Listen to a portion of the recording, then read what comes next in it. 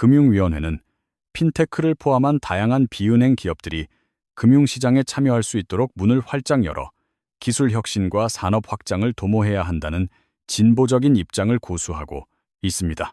이러한 정책 방향은 주식시장의 긍정적인 신호탄이 되어 관련 기업들의 가치를 높이고 새로운 자금이 유입되는 선순환 구조를 만들어낼 것으로 기대됩니다. 오늘은 코스피를 추월하는 코스닥의 이례적인 상승세와 함께 위즈웨이브의 이건희 대표님을 모시고 시장의 핵심 이슈들을 심층적으로 분석해보는 시간을 갖도록 하겠습니다. 네이버와 카카오가 오랜 침묵을 깨고 동반 상승하는 현상은 단순한 기술적 반등이 아니라 시장 전체의 흐름을 바꾸는 중요한 신호일 수 있습니다. 특히 카카오페이와 다날 같은 결제 관련 주식들이 상한가를 기록하며 급등하는 배경에는 최근 다시 점화된 가상자산 법제화에 대한 기대감이 강력하게 작용하고 있습니다. 대통령과 금융위원들의 오찬 모임에서 코스닥 3,000포인트 달성을 위한 구체적인 논의가 오갔고, 이 과정에서 스테이블 코인 관련 법안이 핵심 의제로 부상했습니다. 스테이블 코인 법제화는 작년부터 꾸준히 거론되어 왔으나 여러 정치적 이슈와 계엄령 선포 등의 돌발 상황으로 인해 논의가 지연되었던 것이 사실입니다. 다행히 2024년 7월 이용자 보호를 중심으로 한 1단계 법안이 통과되었고, 이제는 실질적인 발행과 유통을 다루는 2단계 법안이 국회의 문턱을 넘으려 하고 있습니다. 이번 법 개정의 핵심은 허가제가 아닌 인가제를 도입하여 충분한 자본력과 안정성을 갖춘 사업자만이 스테이블 코인 시장에 진입할 수 있도록 규제하는 것입니다. 스테이블 코인 발행자는 발행액의 100% 이상을 채권과 같은 안전자산으로 보유해야 하며, 이는 투자자 보호를 위한 가장 강력하고 확실한 안전장치가 될 것입니다. 과거 카카오페이나 LGCNS 주식을 샀다가 손실을 본 투자자들의 사례는 준비되지 않은 상태에서 섣부른 투자가 얼마나 위험한지를 보여주는 뼈아픈 교훈입니다. 당시 한국은행은 화폐 주권을 이유로 민간 기업의 스테이블 코인 발행을 반대하며 CBDC와 같은 중앙은행, 디지털 화폐 중심의 생태계를 고집했었습니다. 이러한 보수적인 접근 방식은 금융혁신을 저해한다는 비판을 받았으며, 핀테크 기업들이 주도하는 새로운 금융질서의 필요성이 더욱 대두되는 계기가 되었습니다. 금융산업의 역사는 끊임없는 혁신의 과정이었으며, 카카오뱅크의 등장이 기존 은행들의 모바일 앱 경쟁력을 끌어올린 것처럼 경쟁은 소비자에게 더 나은 서비스를 제공합니다. 현재 논의 중인 법안은 은행이 주도권을 가져야 한다는 입장과 비은행 기업의 참여를 보장해야 한다는 금융위원회의 입장이 팽팽하게 맞서고 있는 상황입니다. 주식시장은 혁신을 통한 성장을 선호하기 때문에 금융위원회의 입장대로 비은행 기업의 참여가 확대되는 방향으로 법안이 추진될 경우 관련주들의 주가는 더욱 탄력을 받을 것입니다. NHNKCP나 다날 같은 결제 대행사뿐만 아니라 오랫동안 주가 흐름이 지지부진했던 네이버 역시 이번 이슈를 통해 새로운 상승 모멘텀을 맞이할 수 있습니다. 네이버는 국가대표 AI 기업으로서의 입지를 다지고 있을 뿐만 아니라 방대한 데이터와 기술력을 바탕으로 스테이블 코인 시장에서도 강력한 경쟁력을 발휘할 잠재력이 있습니다. 투자자들은 이제 막연한 기대감보다는 각 기업이 가진 실질적인 경쟁력과 사업 모델을 꼼꼼하게 따져보고 자신의 투자 성향에 맞는 종목을 선별해야 할 시점입니다.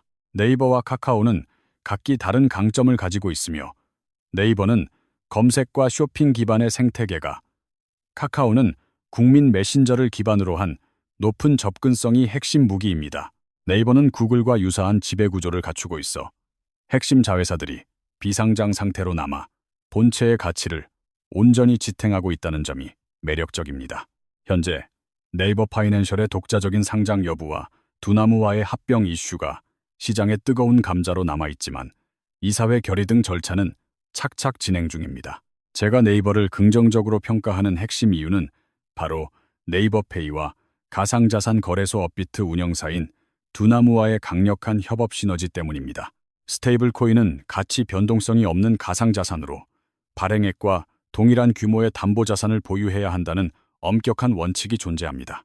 미국 테더사가 미국 국채를 담보로 하듯 우리나라도 스테이블 코인이 활성화되면 국채 수요가 늘어나 정부 입장에서도 반가운 소식입니다. 이러한 구조는 네이버 입장에서 핀테크와 가상자산 생태계를 연결하는 강력한 무기가 되며 국채 시장의 안정성까지 더해져 시너지가 폭발할 것입니다. 카카오페이가 전 국민이 사용하는 압도적인 접근성을 자랑한다면 네이버페이는 쇼핑에 특화된 충성도 높은 사용자층을 확보하고 있습니다. 네이버 쇼핑을 이용할 때 제공되는 파격적인 포인트 적립과 할인 혜택은 사용자를 플랫폼 안에 락인시키는 강력한 유인책으로 작용합니다. 네이버가 자체 스테이블 코인을 발행하게 되면 기존의 은행이나 결제 대행사에 지불하던 수수료를 획기적으로 절감할 수 있게 됩니다. 결제 수수료 절감은 곧 영업이익 개선으로 직결되며 이는 네이버가 핀테크 시장에서 주도권을 잡으려는 가장 큰 동기 중 하나입니다. 흥미로운 점은 다날이나 NHN, KCP 같은 기존 결제사들의 주가도 함께 들썩이고 있다는 것인데 이는 시장의 파이를 뺏기지 않으려는 그들의 생존 전략과 맞닿아 있습니다. 이들 기업 역시 자체적인 코인 발행이나 네이버와 같은 거대 플랫폼과의 공동 발행을 통해 블록체인 생태계에 편승하려는 움직임을 보이고 있습니다. 결국 이번 스테이블 코인 법제화 이슈의 최대 수혜주는 플랫폼 경쟁력을 갖춘 네이버와 카카오 그룹이 될 것이라는 점에는 이견이 없습니다. 다만 투자 전략 측면에서 카카오는 카카오페이가 별도로 상장되어 있으므로 지주사보다는 직접적인 수혜를 받는 카카오페이에 집중하는 것이 유리합니다. 반면 네이버는 핀테크 사업부의 가치가 본주에 포함되어 있으므로 대형주를 선호하는 투자자에게는 네이버가 더 안정적이고 편안한 선택지가 될 수 있습니다. 현재 차트상으로는 낙폭 과대 후 반등하는 카카오페이가 매력적으로 보일 수 있지만 기업의 내재 가치와 실적을 따져보면 네이버가 훨씬 저평가되어 있습니다. 네이버의 주가 흐름은 마치 과거의 현대차를 연상케 하는데 탄탄한 실적을 내고 있음에도 불구하고 시장의 기대감이 선반영되었다가 빠지면서 저평가 국면에 머물러 있습니다. 연봉 차트를 길게 늘여서 보면 코로나 팬데믹 기간의 비이성적인 급등을 제외하고는 네이버가 꾸준히 우상향하며 성장해왔음을 확인할 수 있습니다. 2012년이나 2014년에 매수한 투자자들이 여전히 큰 수익 구간에 있다는 사실은 단기 변동성에 일희일비할 필요가 없음을 증명합니다. 개인 투자자들은 보통 한 달을 기다리기 힘들어하지만 네이버는 인공지능과 로봇, 그리고 핀테크라는 강력한 성장 엔진을 달고 다시 한번 도약할 준비를 마쳤습니다. 새로운 금융 결제 수단이 제도화되고 보편화되기까지는 기존 기득권의 저항을 이겨내야 하므로 통상 5년에서 10년이라는 긴 인내의 시간이 필요합니다. 카카오뱅크가 처음 등장했을 때도 은행권에 엄청난 반대가 있었지만 결국 상장에 성공하며 매기 효과를 일으켜 전체 금융 서비스의 질을 획기적으로 높였습니다. 치열한 경쟁이 없었다면 은행 앱들은 여전히 불편했을지 모르지만 혁신적인 플레이어의 등장이 금융 소비자들에게 더 편리하고 빠른 디지털 환경을 선물했습니다. 만약 스테이블 코인 발행 권한을 은행권에만 독점적으로 부여한다면 혁신적인 경쟁 없이 그들만의 리그가 형성되어 시장의 발전이 정체될 우려가 있습니다. 현재 스테이블 코인 시장의 판도를 뒤흔들 강력한 매기는 바로 네이버와 카카오이며 이들이 주도하는 경쟁이 치열해질수록 플랫폼의 완성도는 더욱 높아질 것입니다. 스테이블 코인 이슈 하나만으로 코스닥 지수가 단숨에 3,000포인트를 돌파할 수는 없겠지만 건강한 경쟁은 시장 전체에 활력을 불어넣는 강력한 촉매제가 됩니다. 시야를 조금 더 넓혀보면 실물 자산을 기반으로 토큰을 발행하는 증권형 토큰, 즉 STO 시장 또한 우리가 눈여겨봐야 할 중요한 미래 먹거리입니다. 갤럭시 아모니트리 같은 기업은 작은 시가총액에도 불구하고 STO 시장을 선점하기 위해 많은 준비를 해왔지만 법안 통과가 지연되며 주가 흐름에 어려움을 겪고 있습니다. 하지만 스테이블 코인 법제화가 물꼬를 트면 STO 관련 규제도 함께 풀릴 가능성이 높으므로 잠재력을 가진 이들, 기업에 대한 관심의 끈을 놓아서는 안 됩니다. STO가 조각 투자를 가능하게 하는 기술이라면 이를 유연하게 거래하고 뒷받침하는 핵심 결제 수단으로서 스테이블 코인의 역할은 필수 불가결합니다. 따라서 투자 전략을 정리하자면 시장을 여는 대장주인 네이버와 카카오페이를 최우선 순위로 두고 포트폴리오의 중심을 단단하게 잡는 것이 좋습니다. 그 다음으로는 이 거대한 생태계의 뒷문을 단단하게 잠가주고 시스템을 구축해줄 시스템 통합 기업 LGCNS의 역할을 주목해야 합니다. 만약 조금 더 공격적인 투자나 미래 가치를 선점하고 싶다면 STO 분야에서 착실하게 내실을 다져온 갤럭시 아모니트리 같은 종목을 깊이 있게 스터디해 보십시오.